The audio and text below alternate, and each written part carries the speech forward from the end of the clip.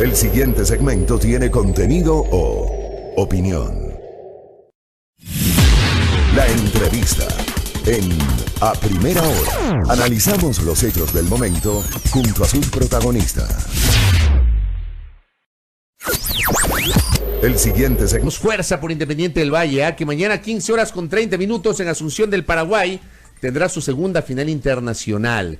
Tras la Libertadores del 2016, este año 2019, Independiente frente al Colón de Santa Fe en la final única que por primera vez se implementará en Sudamérica para la Copa Sudamericana. Antes, hablemos de un tema médico. Queremos proponer a nuestra audiencia justamente hablar de un tema que genera preocupación y que tiene que ver con el infarto cerebral. Visita nuestra mesa de trabajo Alejandro Arias. Alejandro es médico y además integra la Sociedad Médica Ecuatoriana de Neurología. Bienvenido, ¿cómo está usted? Buenos días. Muchas gracias por la invitación. Bueno, es importante hacer estas comunicaciones hacia la población sobre temas relevantes de salud, cerca de salud mental y neurológica. Ya, ¿qué es un infarto cerebral? ¿Qué se entiende por infarto cerebral? El infarto cerebral primero es una primera causa, es la segunda de causa de muerte a nivel global del mundo. Se divide en dos partes, en la oclusión de una arteria, disminuye el flujo de sangre hacia ese territorio del cerebro y produce síntomas focales neurológicos. Y la otra manifestación es hemorrágico, que se rompe un vaso de sangre, puede ser dentro del parénquima cerebral o alrededor del cerebro, o produciendo una hemorragia intra o fuera del cerebro. ¿El infarto cerebral tiene solución? ¿Tiene alguna forma de enfrentarlo, de tratarlo? Usualmente nosotros lo que tratamos de hacer es dar síntomas o como avisos a los familiares o a los pacientes para que puedan dirigirse rápidamente a emergencia. Hay una propuesta que se lanzó hace algunos años que se llama Camaleón. Por ejemplo, son como un acrónimo. Camaleón sea cara, si es que hay afección o desviación de la cara hacia algún lado, como una parálisis facial. Si es que hay la MA, que es la mano, si es que hay debilidad de la mano. LE, que es la alteración en el lenguaje o dificultad en el habla. Y la última parte de Camaleón es ON, es activar la llamada del 911. Entonces es como un acrónimo que para la sociedad puede estar pendiente y si sucede esos eventos, inmediatamente dirigirse a emergencia. ¿Por qué? Dentro de las primeras 4.5 horas que tenemos de iniciado el evento, se le puede ofrecer al paciente, cuando es un infarto isquémico, un medicamento para que rompa o tratar de romper el coágulo que está obstruyendo la arteria. Entonces, cuando llega en emergencia, dentro de esas horas se le puede ofrecer, pero siempre y cuando sea un evento isquémico, obstruyendo la arteria. Doctor, nos piden que le preguntemos qué diferencia hay entre un derrame cerebral y un infarto cerebral. El derrame cerebral es la ruptura del vaso y salida de contenido hemático del vaso hacia el tejido cerebral. Ese sería el infarto hemorrágico. O hay la salida o la ruptura de un vaso cerebral por fuera del tejido cerebral y se da una hemorragia subaracnoidea. Esos serían los dos eventos hemorrágicos.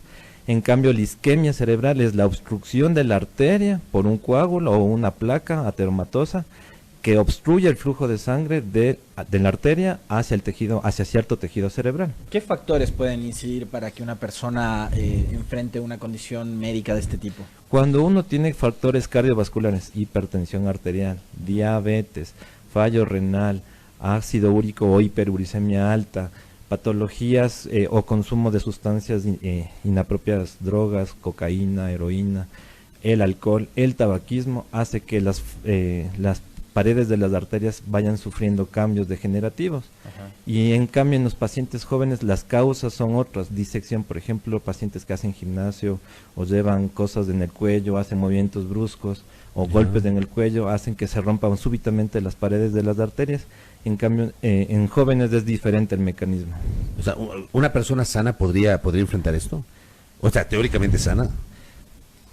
Hay trastornos, por ejemplo, en jóvenes, pacientes que tienen inmunosupresión, pacientes que tienen alteraciones en los factores de la coagulación, o por ejemplo se llama trastornos de hipercoagulabilidad. Las mujeres que están en el embarazo o dando a luz o después del embarazo en el puerperio pueden tener trombosis también, que es dentro de los infartos, de la enfermedad cerebral vascular, que es el término en general. Por lo dicho anteriormente ya me preocupé, oye, el tema de hipertensión, ácido úrico, sí. Los hábitos del consumo de alcohol, claro, sobre todo. Sí. Está terrible eso. O sea, a poner las barbas en remojo. Oiga, ¿y el sobrepeso? también, ¿o no? Del sobrepeso no se habla mucho, más se habla de la obesidad y de la obesidad central, porque eso cuando uno mide el perímetro abdominal, tanto en hombre como en mujer, eso es una obesidad central. Y eso sí tiene una implicación en cardiovascular. Entonces de ahora ya hay como tablas estandarizadas de valores que se debe tener para hombres y para mujeres, porque aumenta 2 o 3 veces el riesgo de infarto, no solo al cerebro, sino de infarto, riesgo cardiovascular, corazón, es cerebro. complejo diagnosticar esto porque, mire usted, un oyente nos dice que su madre recién falleció por infarto cerebral y en el hospital no sabían qué era. Es muy difícil, muy complejo de diagnosticar. Verá, ahí es bastante difícil dependiendo cómo es la presentación de los síntomas. Si son síntomas, por ejemplo, que pierde la fuerza en un brazo, que pierde la fuerza en una pierna, que tiene trastorno del lenguaje, ya nos orienta que son los síntomas más habituales. Pero hay pacientes que se quejan que no pueden tragar la saliva, que no pueden deglutir, que no pueden hablar bien o que no tienen o tienen un poquito de trastornos de la voz. Son síntomas de otro territorio cerebral. Entonces, usualmente, cuando la mayor cantidad de los infartos se viene de la parte anterior del territorio anterior cerebral, pero hay infartos de territorio posterior que se pueden mal interpretar como vértigo, digamos, como mareos o como trastorno solo de la náusea o solo hipo, y se pasa desapercibido esa sintomatología. Pero por eso es lo bonito de la neurología es que con una buena exploración física se puede determinar el sitio más o menos localizando topográficamente dónde está el infarto. Si se sobrevive a un infarto, ¿qué tantas posibilidades hay de una recuperación al 100%? Es que ahí depende de si es que estamos hablando de un infarto isquémico. Por eso es importante, cualquier síntoma como esta estrategia camaleón que se les acaba de indicar, si es que el paciente llega dentro de esas 4.5 horas en el servicio de emergencia, se le aborda rápidamente. Nosotros manejamos, en todo paciente se le debe de hacer una escala que se llama NIHSS, que esa es de una escala de Estados Unidos, que es de la National Institute Health Association. Entonces aquí eso es lo que mide el tejido que está afectado. Entonces nosotros tenemos por puntajes menos de 4, 4 a 15, 15 a 20 y más de 20, y eso marca la severidad. Y dependiendo, si es que llegan antes de las 4.5 horas, el paciente, si es que se le hace el estudio de imagen, no hay sangrado, si es que no hay sangrado, se le puede ofrecer el medicamento que es paralizar el coágulo.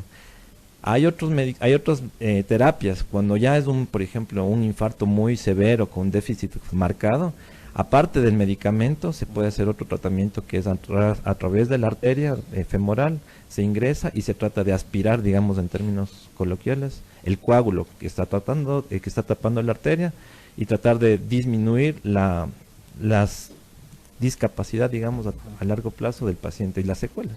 Porque al final esto es una carga para el paciente, una carga para la familia y una carga para el Estado. Entonces, lo que trata de hacer esto es disminuir la discapacidad y la severidad del infarto. Le voy a tomar la palabra y voy a tomar nota de la recomendación de la nena Vivanco. Chequeo médico y exámenes urgentes. De hecho, ya me hice unos exámenes y no los he ido a retirar. Así que... ¿Estás con miedo? No, pero yo, por ejemplo, estoy consciente de que estoy subido de peso, ¿no? Yo la última vez salí 10 puntos en el examen. Ahora no creo que voy a estar medio complicado. Yo creo que sobre van todo a por el mandar ácido ahí. úrico. Sí. ¿Alguna recomendación adicional, doctor, para ir cerrando? Bueno, lo que siempre se recomienda, normalmente es interesante cuando hablamos de la dieta. Hicieron un estudio del OMS, de la Organización Mundial Panamericana de la Salud, o la OPS, de cuánto debería ser el consumo de sal en la dieta normal. Entonces se calcula que es más o menos 4 gramos de sodio, de cloruro de sodio, de sal en la dieta. Cuando hicieron el estudio ecuatoriano, tenemos más de 12 gramos de consumo de sal en la dieta. Entonces tenemos una gran ingesta de dieta y por ende tenemos más incidencia es como un factor para la hipertensión.